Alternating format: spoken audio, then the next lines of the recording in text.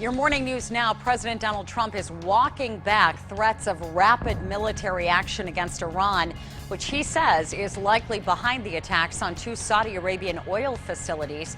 The president is also downplaying any significant oil impact in the U.S. Secretary of State Mike Pompeo is headed to Saudi Arabia to discuss how to respond. 4 firefighters in Maine are in intensive care this morning after an explosion that killed a fire captain. The firefighters were at a nonprofit center investigating a possible propane leak at the time of yesterday's blast. The building had been evacuated before the explosion. United Auto Workers are on the picket lines again today. Contract talks between the union and General Motors ended Monday with no deal.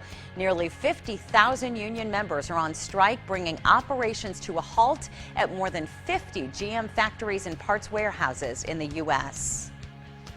Well, good news this morning. We had some clouds scoot through overnight and a little bit of a breeze as well, so no concerns with fog this morning. Quite a difference from 24 hours ago. That little batch of rain north and west of the Twin Cities, that's going to stay north of our viewing area as it tracks off to the north and east.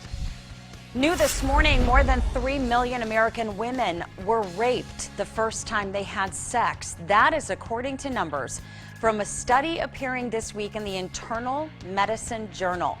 At the time of those incidents, those women were on average about 15 years old. For the first time in 11 months, there were no new measles cases reported last week in the U.S. But with a total of more than 1,200 cases reported in 31 states, this is still the biggest U.S. outbreak since 1992, according to the CDC. One of the big river boats that makes stops in La Crosse is about to get some special passengers. Scientists are attaching sensors to the American Queen steamboat to monitor water quality all along the Mississippi River. Now, there are already thousands of sensors along the Mississippi River, but they are in fixed positions.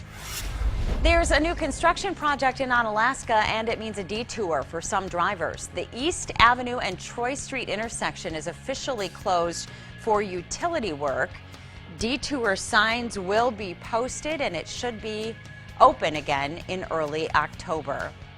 Starting today, a portion of one of La Crosse's River Marsh trails will be closed for repairs. The work will impact the Grand Crossing Trail from north of the bridge to River Valley Drive. The entire trail should be open again Thursday. The natural beauty of our area is the focus of 18 Chinese artists who are in the La Crosse area for the Plein Air Between the Bluffs Painting Festival. The subjects for the oil painters are places like the Bluffs and the Mississippi River. Many of their paintings will be on display at the big exhibition Friday at the Pump House. All the details are posted at betweenthebluffs.com. And let's wrap up with the latest Oktoberfest medallion clue. It's clue number 2. Nathan and Eben found the uninhabited sandy prairie, eventually set up post, becoming a western Wisconsin colony.